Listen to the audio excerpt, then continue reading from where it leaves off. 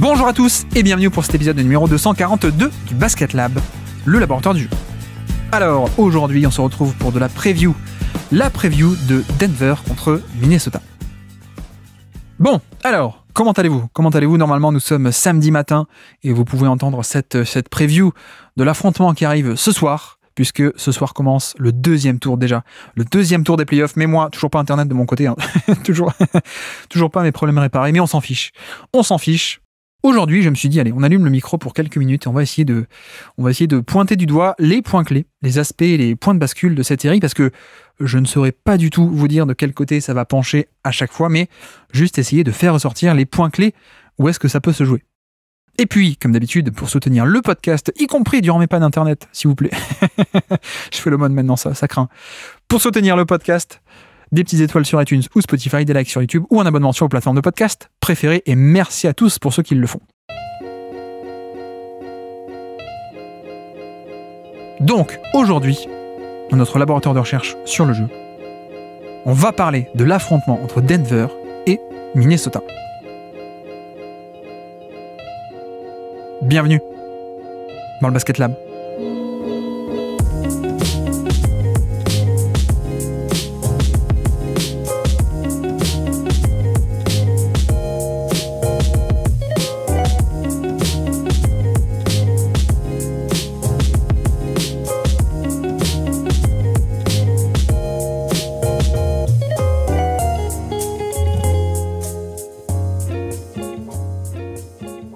Alors, preview de Minnesota-Denver.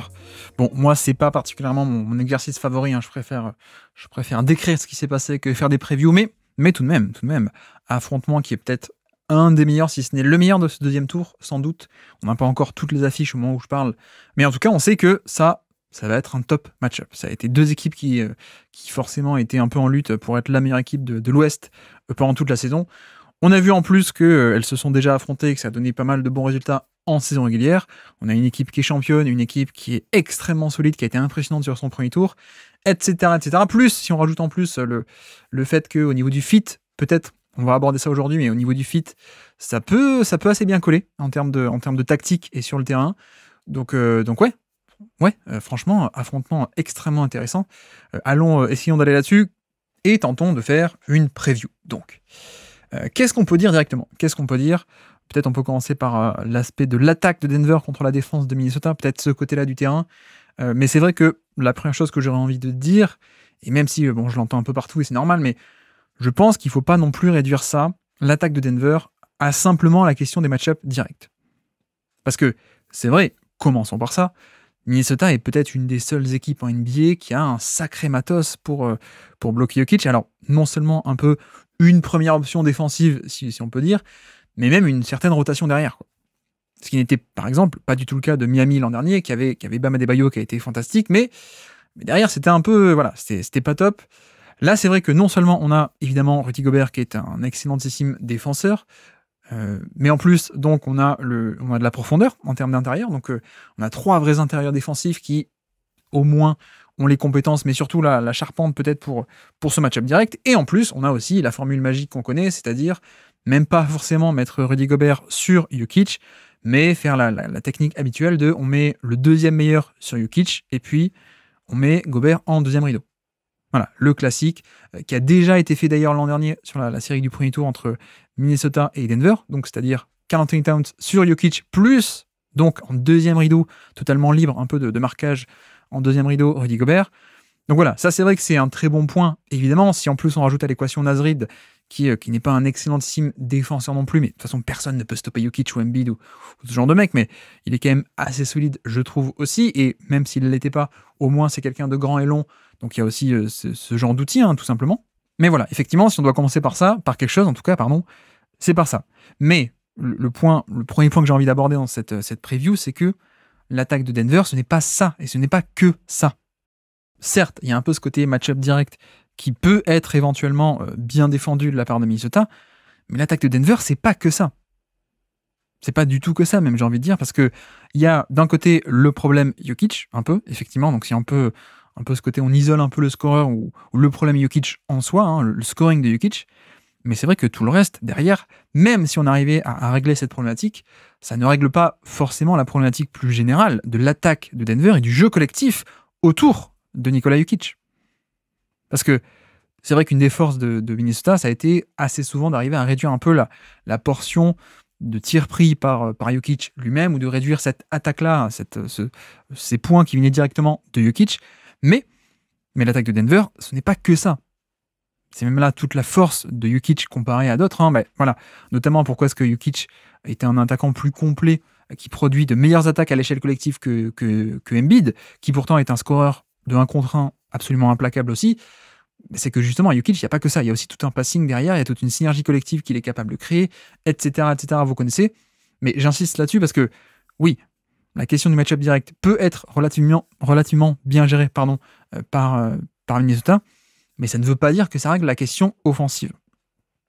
Alors après Minnesota aussi a d'autres atouts. Il n'y a pas que le secteur intérieur. Il y a aussi justement toute la densité sur l'aile, la profondeur d'aile extérieure, donc ce sont les ailiers et les arrières même. Voilà, on va pas les citer, enfin si on peut les citer, allez, allons-y, allons-y.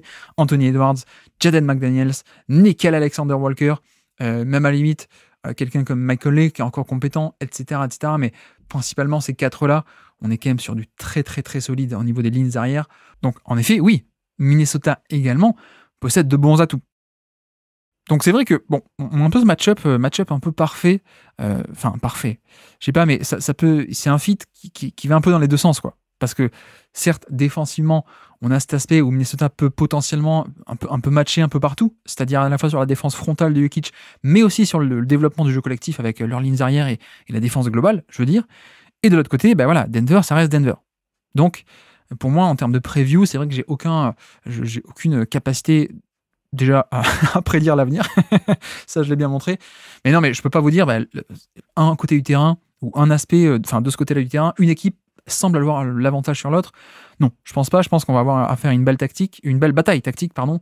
Et donc, justement, plutôt que vous dire, il va se passer ça, je vais essayer de relever quelques points tactiques essentiels, des points de bascule. Voilà. Je ne saurais pas vous dire de quel côté ça va basculer, mais je peux vous dire quels sont un peu les points de bascule pour moi. Déjà, premièrement, assez simplement, à quel point est-ce que le scoring de 1 contre 1, ou en tout cas le scoring frontal de Jokic, va marcher ou pas. Parce que c'est un peu toujours la grande question, et il n'y a pas vraiment d'équipe qui arrive à le stopper. Je sais que, encore une fois, Minnesota l'an dernier, c'était plutôt pas mal. Certaines équipes y arrivent plutôt pas mal, même cette année, en saison régulière, c'était pas mal aussi. Donc ça peut être fait, mais en même temps, Jokic, ça reste Jokic. Voilà, c'est pas le meilleur scoreur du monde pour rien, c'est pas le scoreur au poste bas le plus implacable de NBA depuis 3-4 ans pour rien. Les chiffres sont formels, les images de match sont formelles. On a vu aussi que, voilà, même Anthony Davis, même lui, il passait à la casserole assez souvent sur la série qu'on a vu avant. Voilà, Jokic, le meilleur joueur du monde, et notamment le meilleur scoreur du monde au poste bas, il n'y a pas grand-chose qu'on peut faire pour le stopper. Donc il y a forcément un peu cet aspect pour moi.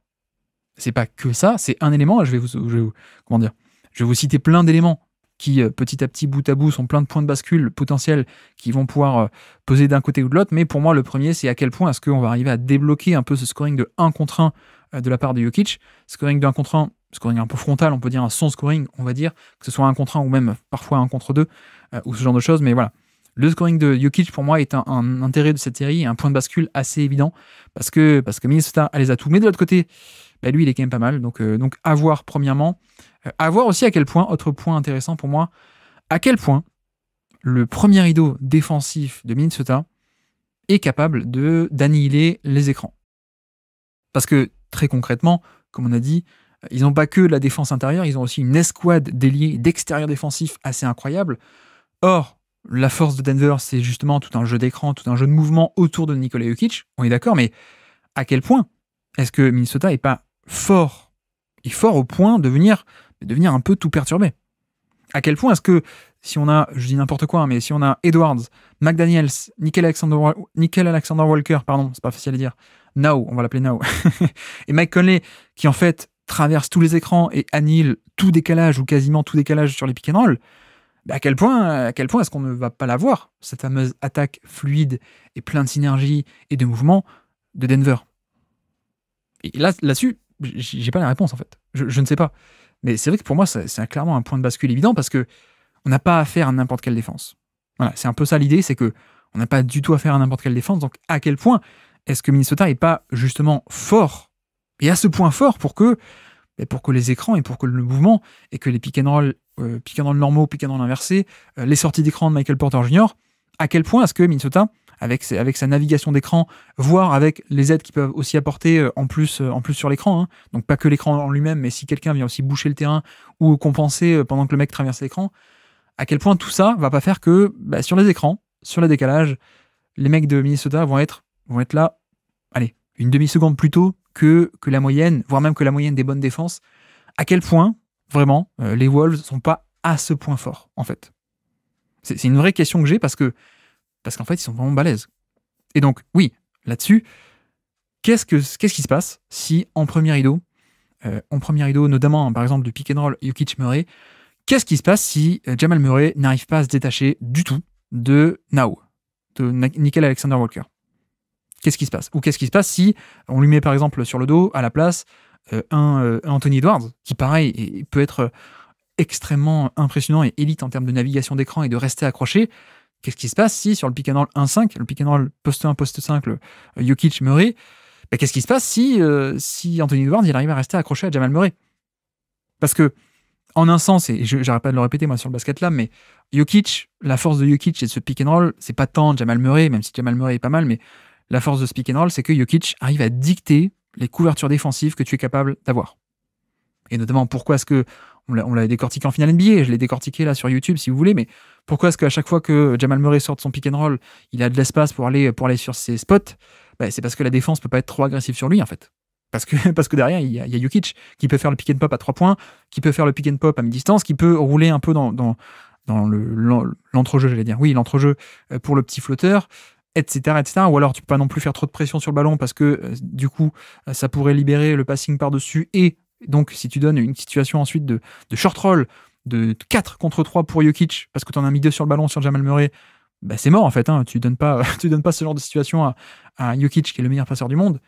Bref. Jokic dicte à peu près toutes les couvertures défensives qui sont pratiquées sur pick and roll, de par sa dangerosité de score et de passeur, hein, très simplement.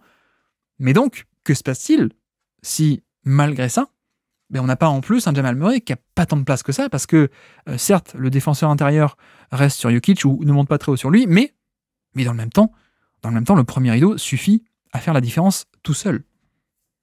À quel point est-ce que Jokic ne va pas dicter un drop ou un soft edge et donc pas trop de pression sur le ballon, mais à quel point est-ce que la première défense de Minnesota va pas arriver à faire le travail un peu d'elle-même, quoi.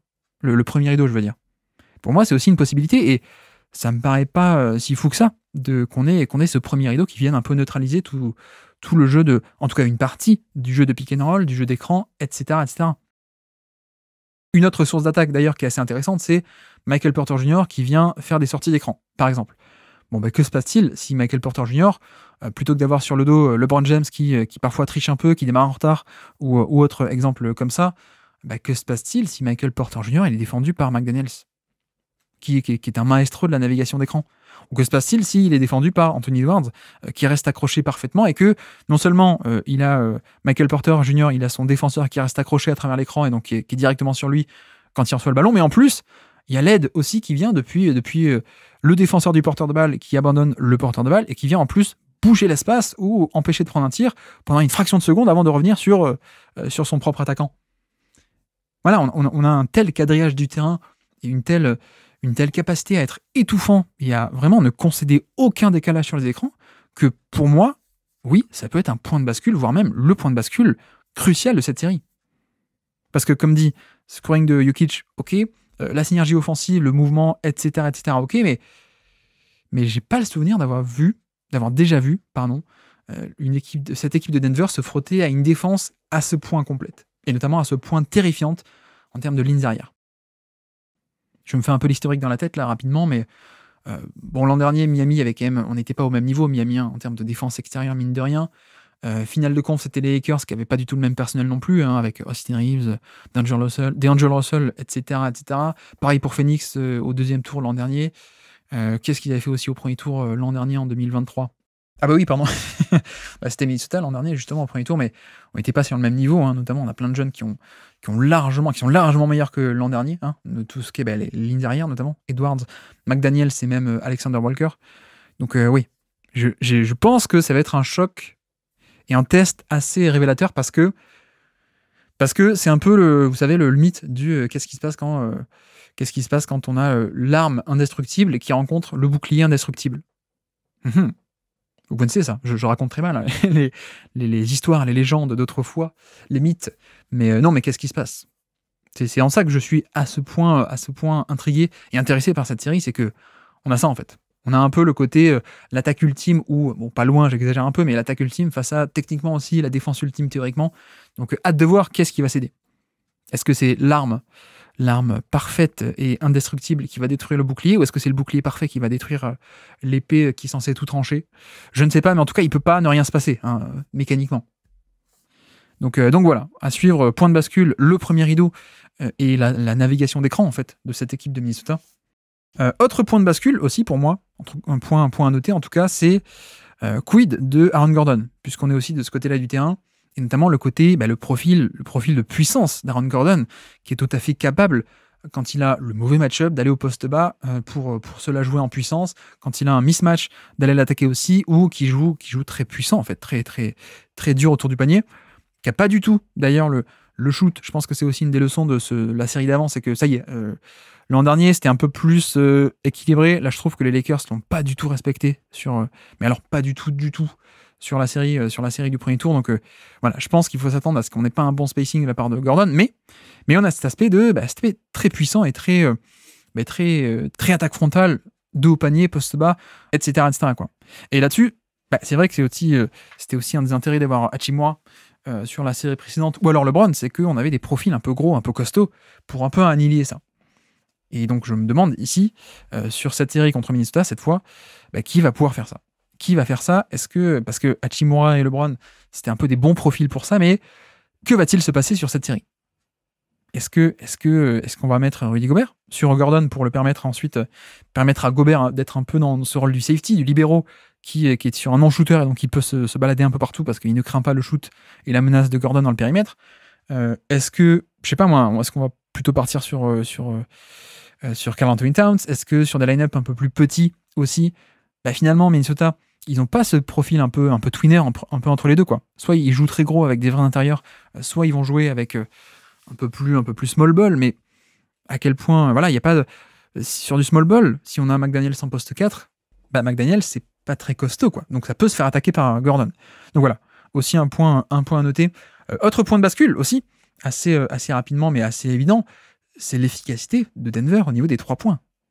Ça paraît assez bête, mais c'est vrai que sur la série du premier tour, il n'y a quasiment rien qui est rentré. Je pense que vous avez vu tourner un peu les stats, mais hormis Jokic et hormis Michael Porter Jr., les tirs à 3 points ne sont pas du tout rentrés contre les Lakers.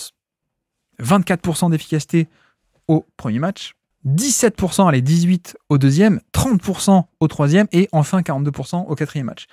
Mais à quel point est-ce qu'on ne va pas aussi, ou est-ce qu'on est en droit d'attendre aussi un peu un retour à la moyenne en fait, et notamment un peu plus de shot-making, parce que là c'est vrai que contre les Lakers, on l'a pas du tout eu. Donc voilà pour ça qui est un point très simple, hein, mais assez évident. Oui, si Denver recommence un peu à mettre ses 3 points, ça va quand même aller mieux, quoi. Ça va forcément aller mieux que si tu ne les mets pas, surtout face à cette défense qui peut être étouffante à l'intérieur. Donc voilà. Également, je parlais un peu de premier rideau et de défense extérieure, etc. Je parlais de Jokic aussi, mais quid de la seconde unit pour moi? Ça peut être un vrai point de bascule et de vraies séquences de jeu qui peuvent faire gagner Minnesota, à mon sens. C'est la question de la seconde unit, parce que, ok, avec les titulaires, Jokic, de toute façon, tu as un niveau minimum plancher qui reste assez haut. Et puis, voilà, la théorie du joueur, la théorie de Jokic, c'est la solution à tous les problèmes. C'est un peu ça. C'est l'idée du joueur, c'est un peu ça, Jokic, c'est qu'il n'y a pas de bonne solution. Mais, par contre, de l'autre côté, qu'est-ce qui se passe quand Jokic sort du terrain et qu'on passe sur de la Jamal Murray offense? En général, c'est quand même beaucoup moins bon. Donc, je mets ça aussi en point de bascule, parce que moi, ma question, c'est à quel point est-ce que ça va être moins bon? À quel point on va avoir encore un shot-making vraiment de Jamal Murray qui va être dingue et qui va maintenir un peu les Denver à flot? Ou à quel point est-ce que là encore, la défense étouffante de Minnesota, notamment sur la seconde unit, va pas aussi enfoncer le clou. Parce que si c'est des minutes pas trop catastrophiques, ça va. Mais si par contre, on a vraiment des gros trous d'air parce que Jamal Murray qui doit faire le pick and roll avec DeAndre Jordan ou alors avec Aaron Gordon sur des line-up un peu plus petits et qu'en face, ça fait du switch all absolu parce que c'est les seuls moments de la série où on va pouvoir faire du switch et du switch all, ça va être quand Jokic n'est pas sur le terrain, évidemment. À quel point, pour moi, et c'est peut-être même le point central, alors, peut-être pas le point central, mais un énorme point de bascule pour moi, c'est à quel point la seconde unit va être embêtée et engluée va se retrouver engluée par cette défense de Minnesota. Parce que là, à mon avis, il y a un vrai coup stratégique à faire. Jokic ne peut pas jouer 48 minutes, évidemment. Je me demande à quel point est-ce que Minnesota va pas aussi organiser ses rotations pour justement être absolument monstrueux aussi, ou surtout même, sur ces séquences de jeu. Je pense que c'est probable et je pense que il existe un monde où la Jamal Murray offense, ça galère quand même un peu plus que face à la normalité des défenses, voire même face à la norme des bonnes défenses NBA. Donc, il y a ce point-là. Minnesota, c'est pas n'importe quelle bonne défense, ça peut être une défense étouffante. Quid aussi de qu'est-ce qui se passe s'il n'y a pas non plus le shot-making habituel de Jamal Murray sur les gros matchs, et notamment sur ces séquences-là, ça peut être compliqué. Quid aussi, par extension, de qu'est-ce qu'on fait avec sa seconde unité? Est-ce qu'on reste avec Aaron Gordon ou est-ce qu'on va essayer d'offrir un partenaire de pick and roll de type, attention, hein, de type d'Andre Jordan, ou est-ce qu'on ressort de sa boîte Zeke Nagy? Je sais pas, mais le problème, en tout cas le doute que j'ai, c'est que si tu restes avec Aaron Gordon, tu ne vas pas craindre du tout le pick and roll, tu vas pouvoir faire un switch all, et que voilà, tu crains pas du tout la verticalité d'un Gordon. Donc pour la défense de Minnesota, c'est d'autant plus facile à défendre, je pense. Donc voilà, pour moi, les minutes de la seconde unité, c'est à ce point important parce que, ok, Minnesota est élite, mais avec Jokic, tu peux surnager, mais par contre, sans Jokic, qu'est-ce qui se passe? Qu'est-ce qui se passe sur la fameuse attaque des pick and roll de Jamal Murray? C'est problématique. Et puis, pour terminer un peu sur ce côté attaque de Denver versus défense de Minnesota, je vois que je fais beaucoup plus long que ce que j'aurais pu penser à la base. Je pense toujours que j'ai moins à dire, et finalement, j'ai beaucoup à dire. Mais non, il va y avoir aussi des batailles un peu fascinantes sur certains points clés, notamment sur le jeu des possessions. Vraiment, on a parlé un peu tactique, pick and roll, défense de premier rideau, deuxième rideau, etc., etc. Maintenant, pour passer un peu plus sur l'aspect un peu plus macro, peut-être, de stratégie et de jeu des possessions. Premièrement, quid de la bataille des turnovers. Et donc, par là, j'entends de la bataille des turnovers offensifs de Denver versus la capacité à créer des turnovers défensifs, donc de Minnesota. Vraiment, je reste de ce côté-là du terrain pour l'instant. Je n'inclus pas les deux côtés du terrain. Je reste de ce côté-là. Et c'est vrai que, en fait, la force de Minnesota, c'est qu'ils sont plutôt pas mal pour ne pas faire beaucoup de pertes de balles. Parce que, la balle transite beaucoup entre les mains d'un excellent decision maker, comme on dit en anglais. Quelqu'un qui prend de très bonnes décisions. Jokic, évidemment. Donc, c'est plutôt une bonne attaque qui perd très peu de ballons. De l'autre côté, Minnesota, ils sont quand même pas mal pour les créer, les turnovers. Donc, là aussi, point clé et point de bascule, je ne sais pas de quel côté ça peut basculer, mais à mon avis, c'est un point intéressant à suivre. La bataille des possessions, parce que sur ce genre de match qui vont être des matchs très disputés, c'est pas pareil si il y a un écart de possession de plus 2, plus 3, ou alors de plus 15, quoi. Est-ce que, je pose la question très simplement, plus simplement peut-être, qu'est-ce qui se passe si Minnesota arrive à créer 10 ou 15 turnovers de plus que d'habitude par rapport au standard de Denver, en fait? Qui va gagner cette bataille entre la défense d'élite et étouffante de Minnesota qui a de vrais playmakers défensifs? Que se passe-t-il quand ça affronte une équipe qui généralement est plutôt bonne pour conserver ses ballons et ne pas perdre les ballons? Pour moi, c'est un vrai point clé. Et d'ailleurs, c'est là-dessus où on dézoome un peu et on voit le match à une échelle plus globale aussi. Pourquoi est-ce que pour moi, c'est peut-être même le point clé de cette série? C'est que, évidemment, déjà, si tu crées des turnovers, ça fait des cartouches en moins, des possibilités, des possessions où il n'y a pas un tir qui est pris à la fin par Denver. Or, Denver, ils vont scorer moins de points s'ils prennent moins de tirs, forcément. Donc, tu as cette première conséquence, mais tu as même la deuxième, pour moi, qui est que Denver est une extrêmement mauvaise défense de transition. Et ce qui paraît normal avec Jokic, notamment. Mais ce qui est intéressant, c'est que on peut regarder les chiffres de transition défensive. Et en fait, on voit qu'en termes de fréquence de contre-attaque concédée, alors notamment, je n'ai pas précisé, on peut séparer les transitions défensives en les transitions qui surviennent après une perte de balle et les transitions qui surviennent après un rebond. Voilà. Le site de Clean the Glass nous permet de faire la distinction entre les deux, donc faisons-la.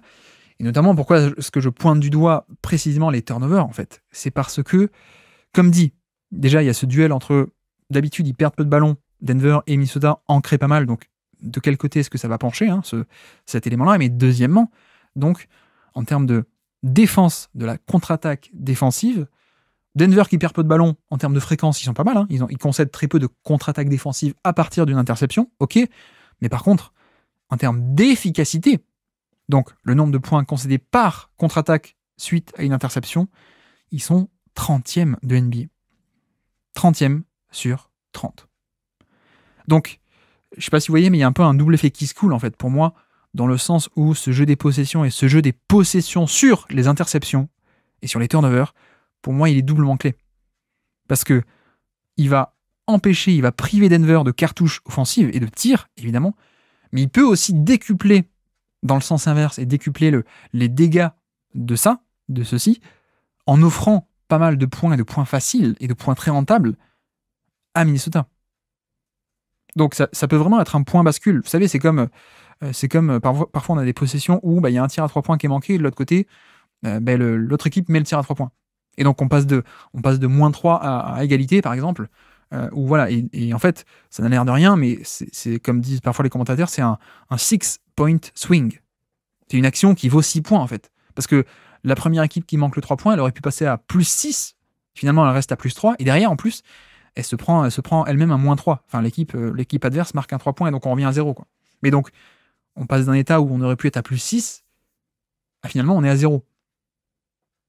Donc, il y a un peu ce côté pour moi de, alors je sais pas, X points, X point swing, mais des turnovers qui peuvent à la fois priver Denver de points, mais en plus en donner des points faciles à Minnesota. Donc voilà, pardon, excuse-moi, je me répète, j'essaie d'arrêter de me répéter en podcast, on me fait souvent la critique. Donc premier aspect clé, les turnovers, évidemment, et puis le deuxième où il va y avoir aussi une bataille assez dingue au niveau du jeu des possessions, vous le savez, c'est le rebond offensif. Là encore, comment est-ce qu'on influe sur le nombre de cartouches et le nombre de possessions qu'on a ou qu'on donne à l'adversaire? C'est les rebonds offensifs, évidemment. Et donc là-dessus, Denver est pas mal. Denver est plutôt pas mal et ça peut se comprendre avec un Jokic, avec un Aaron Gordon, avec aussi une stratégie collective, hein, avec des Michael Porter qui vient aussi être le deuxième ou troisième mec qui attaque le rebond, etc., etc. Ils sont quand même pas mal. Ils sont 6e de NBA en termes de rebond offensif. Denver, ils sont vraiment bons. Sauf que de l'autre côté, Minnesota, ils sont 10e. Donc Minnesota, ils sont quand même pas mal. Et encore, 10e, c'est sur l'ensemble de la saison et de l'effectif. Mais qu'est-ce qui se passe si on resserre encore plus les rotations et qu'on joue encore plus avec un Gobert, par exemple, en playoff, où Gobert va jouer 40 minutes plutôt que 31 ou 32, quoi. Ben voilà, Gobert, il est très compétent. Donc là aussi, clash un peu des deux extrêmes. Et qui est-ce qui va gagner? Qui est-ce qui va gagner entre le rebond offensif de Denver et la protection du rebond offensif pour eux, c'est le rebond défensif, mais vous avez compris, par Minnesota. Là encore, point de bascule. Là encore, je ne sais pas de quel côté ça va tomber. Je ne saurais pas vous le prédire.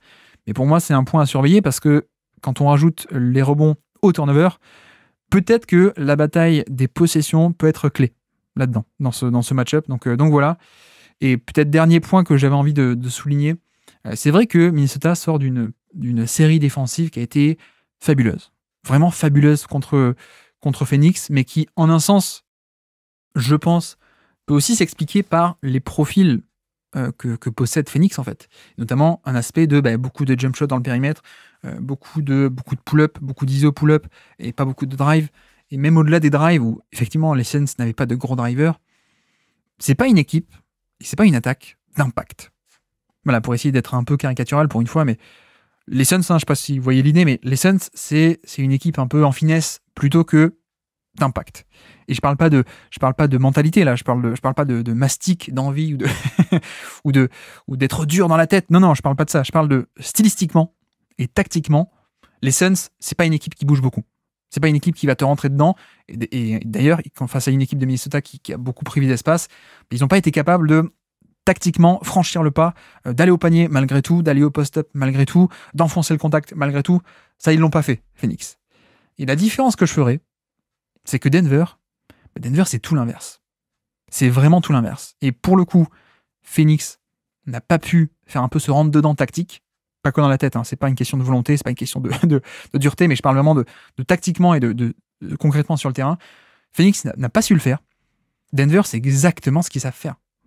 Mais vraiment, c'est le profil de leur équipe et de leur attaque, c'est ça. C'est d'être une équipe qui est plus grand, plus costaud et plus imposant que tout le monde, et donc qui peut te dominer notamment au post-up, qui peut te dominer au rebond offensif, etc., etc.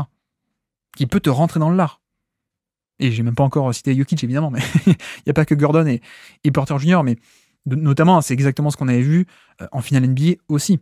Et même sur les playoffs, le run des playoffs en entier. Mais si vous allez voir, vous allez taper Thinking Basketball, la chaîne de Ben Taylor. Je crois qu'il avait fait une ou deux vidéos là-dessus au niveau des finales NBA. Vous voyez que, je crois que le titre de la vidéo, c'était Denver est Waumastic, ou non, j'exagère, mais c'est Denver domine physiquement.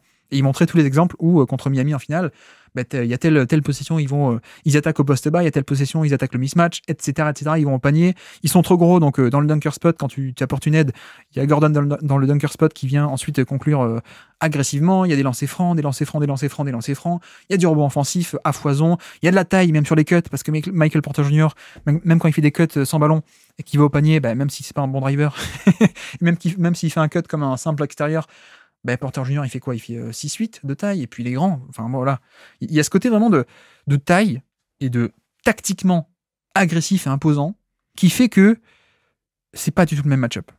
C'est vraiment pas du tout le même match-up philosophiquement pour Minnesota. Donc, là où, pour le coup, je trouve que le match-up de Phoenix était parfait pour eux, parce que c'est une équipe qui... Tu pouvais un peu les titiller là-dessus, ils n'allaient pas répondre. Je trouve que, tactiquement, ça va pas du tout être la même chose contre Denver qui, justement, c'est leur force. C'est vraiment leur force. Et autant contre... Je dis ça aussi parce que la défense de Minnesota, pour moi, c'est une défense qui est notamment bouffeuse d'espace, entre guillemets, pour être un peu grossier, pardon, excusez-moi, mais qui arrive à absorber les espaces et qui est magnifique, en fait, qui est vraiment étouffante. Voilà, littéralement, qui est étouffante en termes de absorber les espaces. Et sauf que Denver, ça, ok, ça compte un peu, mais ça compte pas totalement. En tout cas, il n'y a pas que ça. Denver, si tu les prives d'espace et de décalage, comme j'en ai parlé tout à l'heure, mais il n'y a pas que ça. C'est pas hyper grave. Parce que Denver, tu les prives d'espace, tu les prives de mouvement, et tu bouges un peu le terrain, c'est pas grave, ils peuvent encore t'attaquer un peu frontalement. Jokic, poste bas, Gordon, poste bas, ou dans le dunker spot. Ils peuvent aller au panier, chercher plein de lancers francs. Ils peuvent attaquer le rebond offensif à 2, à 3, et y aller agressivement au panier. Ils peuvent envoyer Michael Porter Jr. Là encore, tu t'offres pas un décalage, mais il peut aussi prendre le pull-up par-dessus. Il peut faire des cuts assez agressifs au panier, et sur le cut, s'il est défendu par un poste 3 ou un poste 2 un peu normal, il passe par-dessus, etc., etc. Là encore, je peux vous renvoyer à des vidéos qu'on a fait, ou qui ont été faites, pas que moi d'ailleurs, Ben Taylor surtout, sur les finales NBA l'an dernier. Denver peut jouer gros. Donc, je dis ça pourquoi? Parce que, oui, Minnesota peut annihiler les décalages de Denver, mais peut-être que ça ne sera pas suffisant. Parce que Denver, si tu les prives de ce mouvement et de cette synergie, ils ont encore le répondant de « Ok, on n'est pas arrivé à casser l'état de homme à homme, on n'est pas arrivé à créer du chaos et de la débandade, c'est pas grave, on peut foncer et attaquer dans le lard. » Voilà, pour être un peu caricatural, c'est un peu ça mon idée que j'essaie de faire passer, et d'autant plus, autre aspect dont je voulais parler, mais dernièrement, notamment on a vu que la défense de Minnesota contre Phoenix, elle n'hésitait pas à faire des switches. Et notamment sur les fameux pin down, donc les sorties d'écran, un écran pour un Kevin Durant qui ressort. On a vu dès la toute première possession de la série, Rudy Gobert qui sort très haut, qui presse très haut, et qui reste haut sur le contest, et qui arrive à pas empêcher le tir, mais en tout cas à bien le contester, le pull-up de Kevin Durant dans la mi-distance. Voilà, première possession de la série. On a vu aussi sur des sorties d'écran, sur des pick and roll, ou sur des actions comme ça, des switches avec le pivot, tu t'en fiches, tu switches, et ensuite tu presses très haut parce que derrière il y a de l'aide. Voilà, ça on l'a vu contre Phoenix. Et à mon avis, je pense que c'est pas que mon avis, mais j'ai vraiment du mal à voir la défense de Minnesota switcher aussi facilement contre Denver. Je pense pas, parce que contre Denver, si tu switches, derrière t'as Jokic, quoi. Donc tu ne peux pas switcher contre Jokic. Ou alors si tu le fais, il va te punir. Donc, conséquence, tu ne peux pas switcher aussi facilement que tu l'as fait contre Phoenix. Donc peut-être, si tu ne peux pas switcher aussi facilement sur les écrans, peut-être que, justement, cet aspect de neutraliser les écrans, de boucher l'espace, d'être une défense étouffante un peu dans l'espace, peut-être que c'est moins bon.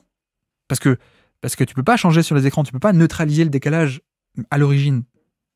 Donc peut-être que ça a aussi cette conséquence-là. Peut-être que la défense dans l'espace qui a été si étouffante contre Phoenix, peut-être qu'elle le sera beaucoup moins face à Denver parce que tu as cette menace du switch que tu n'as pas envie de concéder.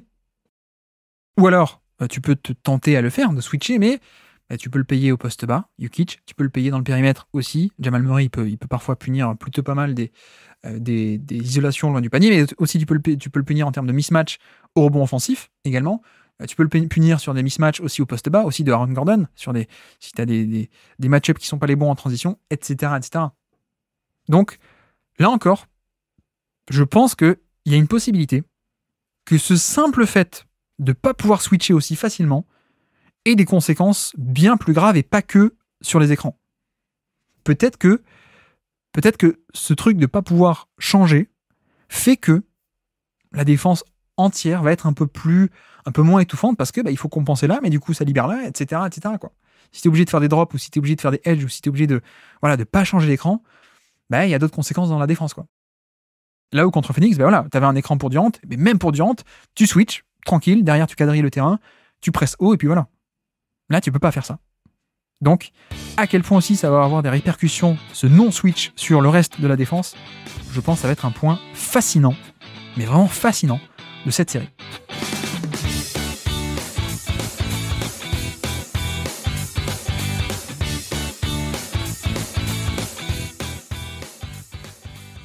Alors, passons de l'autre côté du terrain, peut-être avec l'attaque de Minnesota contre la défense de Denver. Par où commencer? C'est vrai que la défense de Denver, je trouve qu'il y a pas mal de mauvaises conceptions là-dessus. Et j'ai envie de dire qu'à la fois, ils sont bons et pas bons. Si je puis m'exprimer ainsi, avant que les fans de Denver me sautent à la gorge. Mais en fait, je pense que on a Jokic qui est encore quelqu'un qu'on peut cibler et peut-être, on va dire, qui est encore le maillon faible de cette défense. Alors, ça veut pas dire qu'il est mauvais, mais c'est peut-être le plus faible des maillons de la chaîne de Denver. Et donc, c'est par lui que ça attaque. On a vu que les Lakers faisaient ça. Mais, premièrement, il est quand même pas si mauvais que ça. Et deuxièmement, il y a aussi toute une capacité autour de l'aider et de compenser. Et globalement, on a affaire à une très bonne défense de demi-terrain. Encore une fois, je l'ai déjà cité sur des previews de playoffs ou autres, mais Denver est vraiment une excellente défense de demi-terrain. Et on l'a vu contre les Lakers aussi. Donc, il y a un peu ce double aspect à la fois, je trouve, où en effet, on a un peu cette option... Enfin, non, je recommence. On a une très bonne défense, d'un côté, et de l'autre, c'est vrai que, comparé à la majorité de pas mal de très très bonnes défenses, il y a tout de même ce maillon faible qui n'est pas présent chez toutes les défenses d'élites. Voilà, peut-être si on peut le formuler comme ça. Et encore une fois, j'insiste, ce maillon faible, c'est pas si facile que ça de l'exploiter, mais c'est possible. Je pense. Donc, toujours un peu compliqué de juger de ça, parce que, pourquoi est-ce que je dis ça en fait? Pourquoi est-ce que j'expose un peu cette dualité? C'est que, en vérité, on a affaire à une très bonne défense, mais qui peut être ciblée si on a les bons atouts. C'est ça en fait le point clé, pour moi.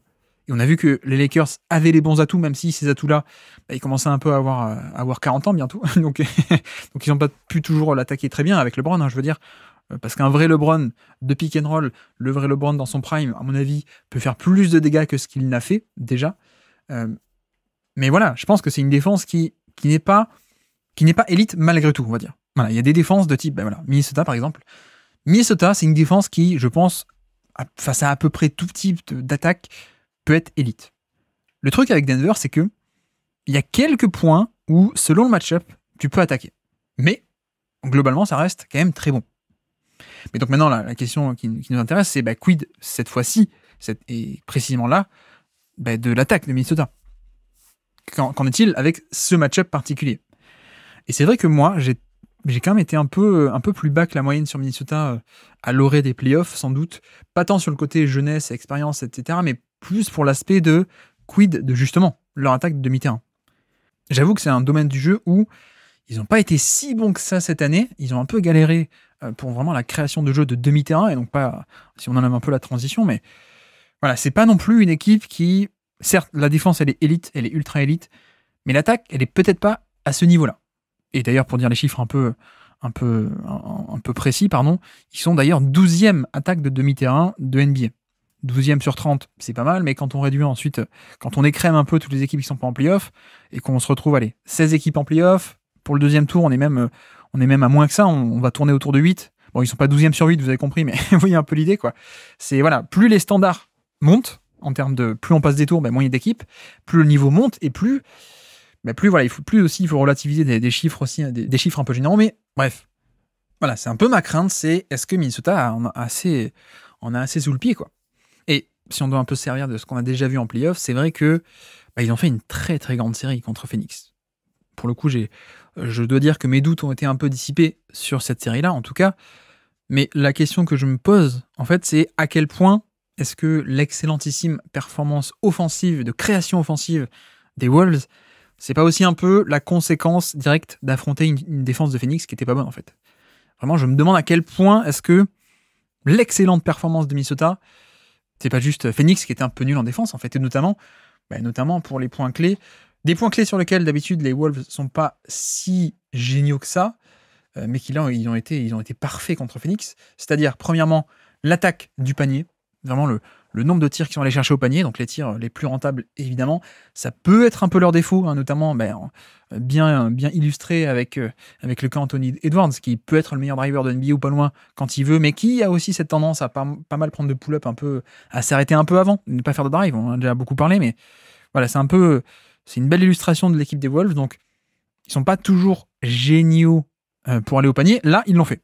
Ils l'ont fait contre Phoenix, c'est-à-dire, je peux vous citer les fréquences de tirs au panier en termes de rang, en termes de percentile, de centile, par rapport aux autres performances, par rapport aux autres matchs de playoff NBA. Donc, ils étaient dans le 69e centile match 1, donc mieux que 69% des autres matchs, 95e centile, 81e centile et 100e centile pour finir au match 4, puisqu'au match 4, ils ont quasiment pris un tir sur deux au panier directement pour Minnesota. Voilà, c'est énormissime, évidemment, un 100e centile, mieux que 100% des autres matchs. Et puis de l'autre côté, donc le nombre de tirs au panier, et l'autre, où ils ont été fabuleux, ce sont les lancers francs. Là encore, cercle plus lancers francs, lay-up et lancers francs. Et là-dessus, ils ont été 75e centile, 75e, donc mieux que 75% des autres matchs, 97e centile, 96e centile et 89e centile pour conclure la série.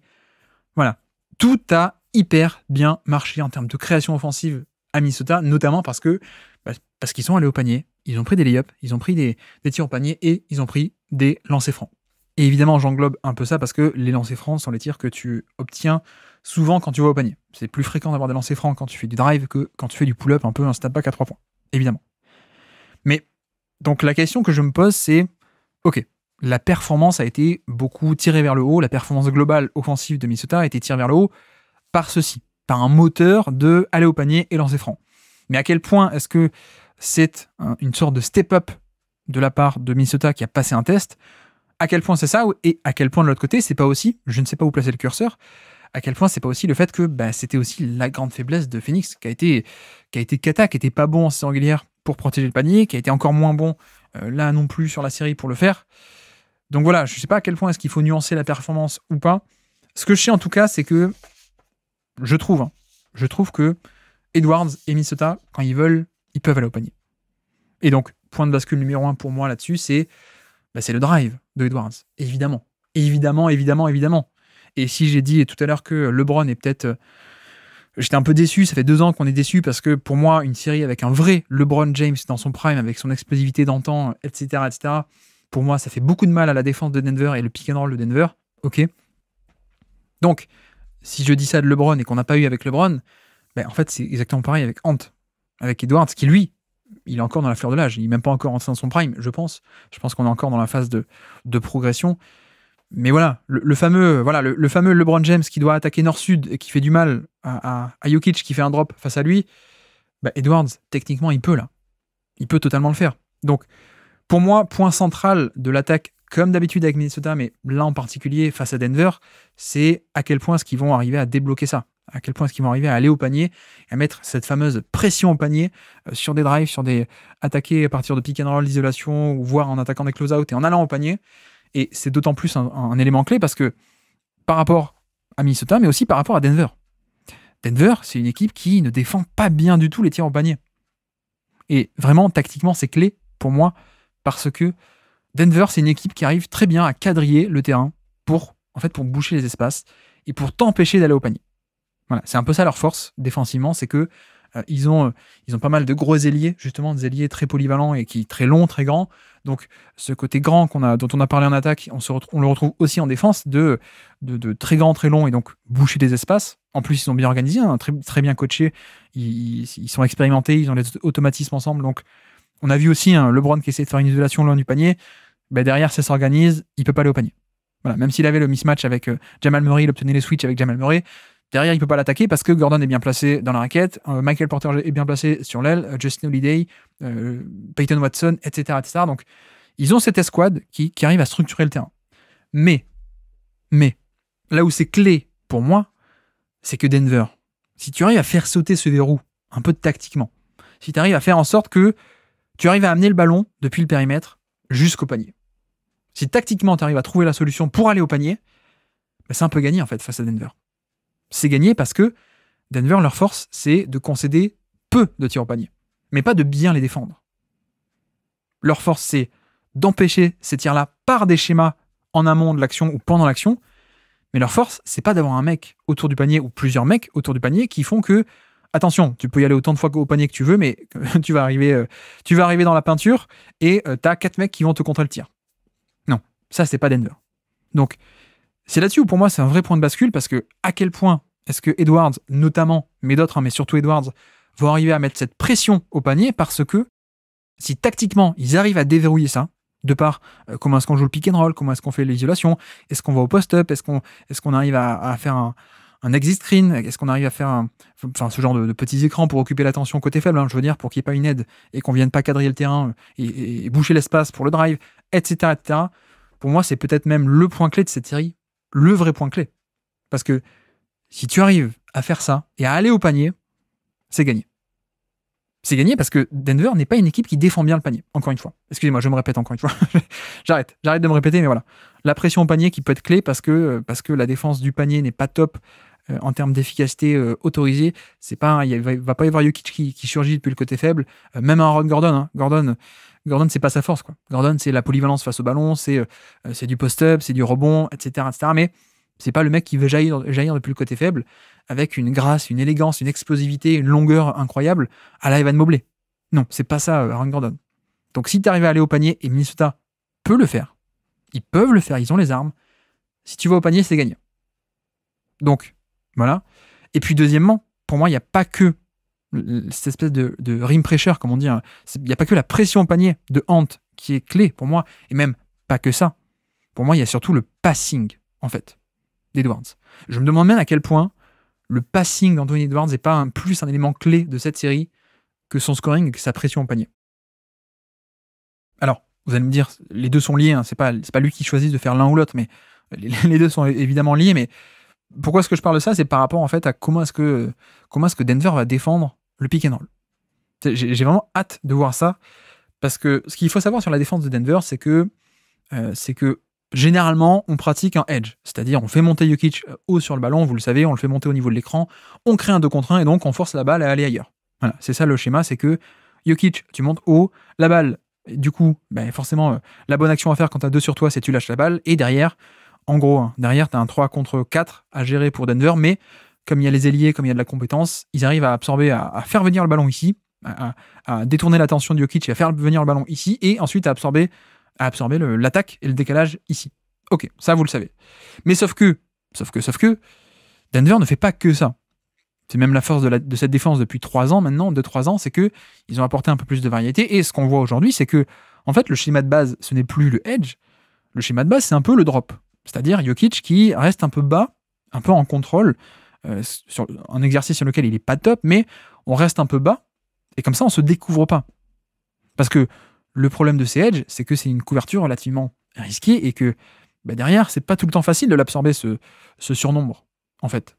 Donc, aujourd'hui, c'est un traitement qu'il ne réserve que à certaines stars et certains joueurs. Et notamment, là on l'a vu, même LeBron James n'avait pas tout le temps ce traitement-là. Même LeBron, il a fallu qu'il montre, notamment en match 2, il a fallu qu'il montre que, hop, en fait, je suis capable encore d'attaquer nord-sud assez agressivement et de prendre le pick and roll et d'aller fort au panier.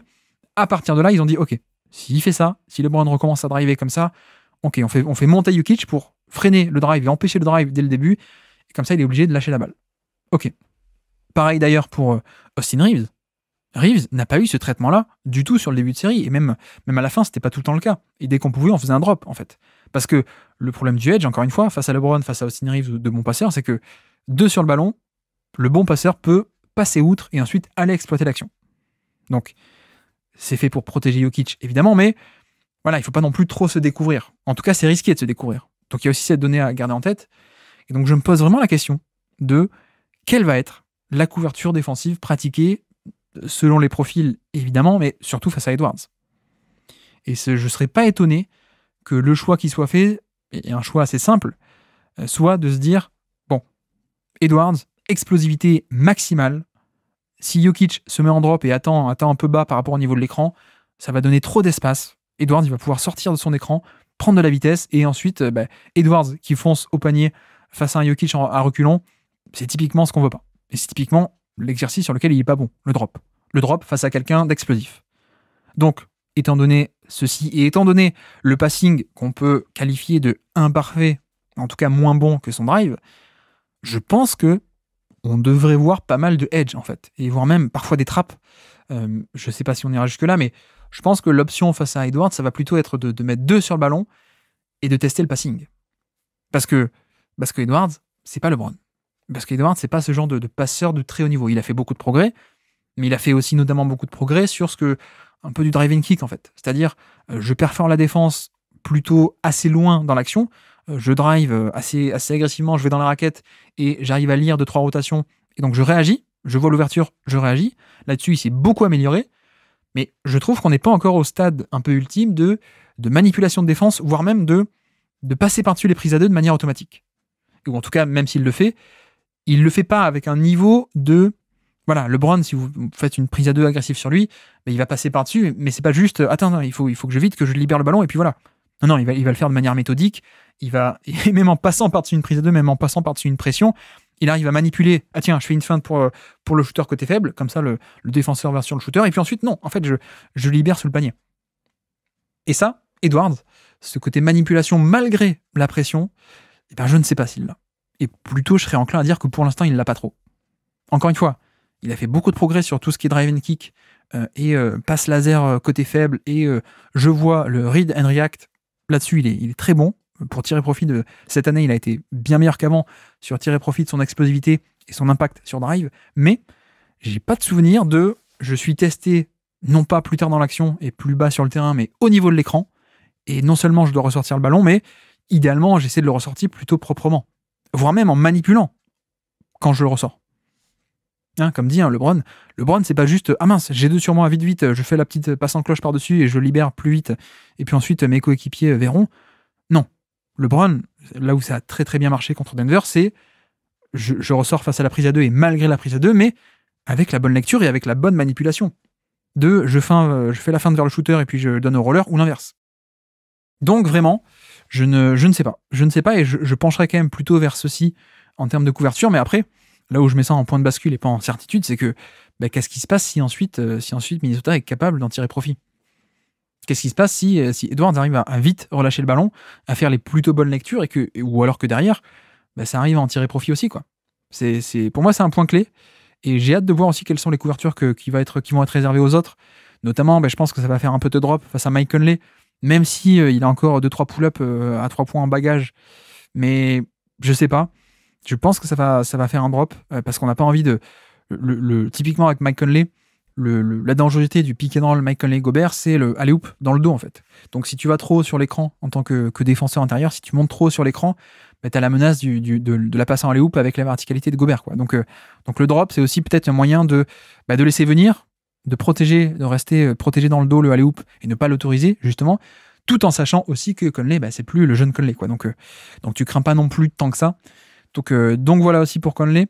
Sachant aussi d'ailleurs que ça m'étonnerait pas, pour revenir vite fait sur Anthony Edwards, ça m'étonnerait pas qu'on ait un peu un mélange des couvertures aussi, hein, d'une possession à l'autre ou d'un match à l'autre ou d'une mi-temps à l'autre, dans le sens où il faut pas trop qu'il s'adapte facilement, quoi. Donc à partir du moment où il fait des drives trop forts, oui, tu montes haut et tu le stops, mais s'il arrête, tout comme LeBron avait un peu commencé à arrêter d'attaquer fort, tu reviens, tu refais un drop, et donc là-dessus, Edwards, il va vouloir peut-être tester aussi son pull-up. Il y a ça aussi, hein.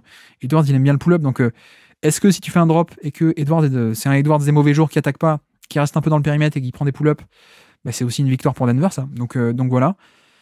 Et puis aussi, point de bascule, à quel point est-ce que Denver va être bon pour réduire les espaces sur du jeu un peu frontal, et à quel point est-ce que le spacing de Minnesota va être bon. C'est aussi un aspect pour moi, parce que certes, ils ont Karl Anthony Towns qui peut être un intérieur fuyant, comme on dit, et apporter du spacing, mais avec Gobert, a priori, tu n'auras pas un 5-out complet sur les séquences avec Gobert, donc le 5-out est un peu l'arme ultime contre Jokic, parce que tu arrives à le balader partout sur le terrain. Là, on ne pourra pas concrètement le faire, premièrement. Et puis, je ne sais pas à quel point est-ce que vraiment la défense de Denver va respecter certains shooters de Minnesota, en fait. Hein. Je sais pas, je suis pas sûr que quelqu'un comme Nickeil Alexander-Walker ait à ce point une gravité de shooter, par exemple. Je suis pas sûr que... alors, il peut les mettre, mais à quel point est-ce qu'on va pas aussi, dans un premier temps, laisser des 3 points ou venir aider dans la raquette, quitte à concéder un tir à Nasrid, par exemple. Ou à quel point, Kyle Anderson, évidemment aussi, mais même un Jaden McDaniels. À quel point est-ce que Jaden McDaniels est pas non plus, lui, quelqu'un qui va être moins respecté. Et donc forcément, si tu as 2-3 joueurs comme ça, ou ne serait-ce qu'une valve de décompression, comme je dis généralement, il en suffit d'une pour que tu puisses apporter un défenseur de plus dans la raquette et boucher l'espace et empêcher des drives et annihiler un peu parfois la force de frappe adverse, quoi. Donc ça, c'est un point clé aussi pour moi. Quid du spacing respecté ou pas de la part de Minnesota.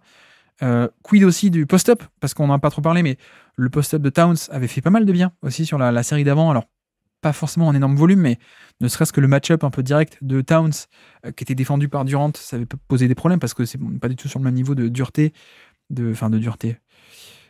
comment dire, la même corpulence en fait, hein. Donc ça posait un peu problème. Ça débloquait aussi un peu de passing de la part de Towns quand il y avait des prises à 2. Durant essayait aussi parfois de passer devant, de ce qu'on appelle faire un front pour empêcher la balle de venir, mais ça trouvait des angles pour quand même lui donner la balle au poste bas, etc. Donc ça peut être aussi un point clé. À voir aussi, j'en ai pas parlé, je ne l'ai pas explicité, mais à voir aussi en conséquence, puisque je parle de ça, de quels seront les match-ups défensifs un peu directs. Où est-ce qu'on met Jokic ? Est-ce qu'on le met sur Gobert ? Est-ce qu'on le met sur Towns ? Voilà, etc. Mais voilà, c'est un peu ce côté-là du terrain m'intéresse aussi. Et l'autre aspect, dernier point, promis après j'arrête, le dernier point que j'avais envie d'aborder, c'est le fait que l'attaque des Lakers, mine de rien, elle a réussi un peu à apporter un peu de complexité. En tout cas de variation, plutôt, pardon, on peut dire. C'est-à-dire que le côté un peu, on va attaquer pick and roll, ou alors on obtient le switch et on attaque l'isolation, ça marchait pas trop face à Denver. Mais ce que Darvin Ham a réussi à faire ensuite sur le reste de la série, je trouve, hein, c'est d'apporter un peu de variété avec pas mal d'attaques au post-up, de LeBron notamment. Et donc ça, c'était des situations où tu peux pas aussi facilement surcharger le terrain qu'une isolation loin du panier. Donc, premièrement. Et puis, on avait aussi forcé Jokic un peu à sortir sur les écrans, mais en faisant des doubles écrans, en faisant les fameuses zoom action. C'est-à-dire que de base, Jokic voulait rester un peu bas sur les pick and roll de Austin Reeves, mais sur des zoom action où il y a d'abord un premier écran, puis un deuxième écran, un dribble end-off, où Austin Reeves reçoit la balle, on arrivait à faire monter Jokic sur l'action. Donc voilà, il y avait pas mal de... Bon, c'était pas la folie non plus, mais un peu de créativité tactique et de variété qui avait été proposée et qui arrivait un peu à attaquer différemment que juste isolation pick and roll, quoi. Donc ça, les Lakers sont plutôt arrivés à le faire de manière pas mal. Donc là, je me pose la question de quid de Minnesota. Ça peut aussi être un point clé, un point de bascule. Je n'ai pas la réponse non plus, mais à quel point est-ce que Chris Finch ou alors son remplaçant, parce que je ne sais pas si vous avez vu, mais Chris Finch est blessé, il est out pour le match 1. Apparemment, il ne va pas pouvoir coacher. Le pauvre, il se fait opérer du genou.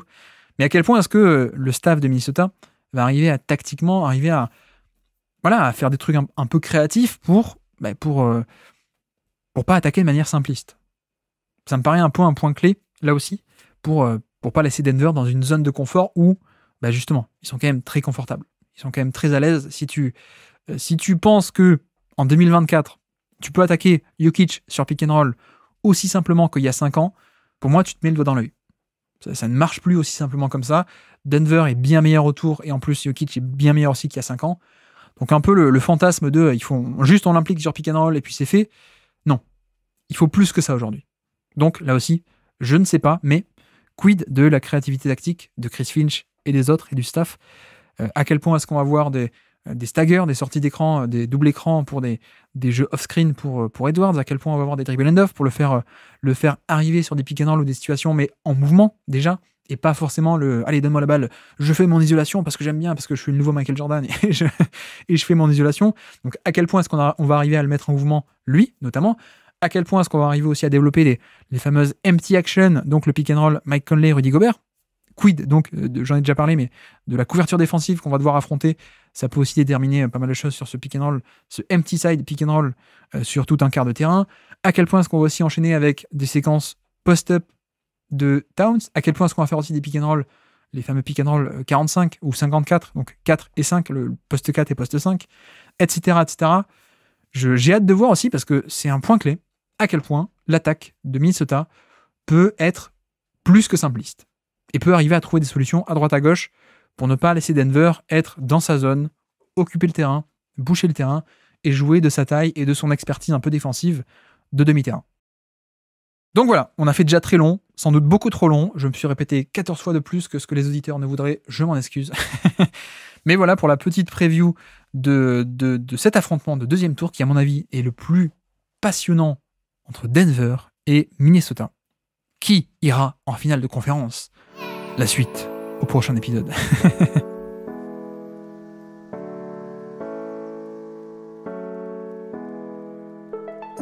Merci à tous d'avoir suivi cet épisode, j'espère que ça vous aura plu bien entendu et j'espère que vous avez eu le temps de l'écouter avant le match 1 qui est ce soir. Bon, en même temps, c'est pas très grave, hein. Même si le match 1 est passé, vous pouvez quand même écouter. Je pense que sur le reste de la série aussi, les points clés sont les mêmes, hein. C'est applicable. Donc voilà, j'espère que ça vous aura plu, j'espère que j'aurais pas été trop fouillis.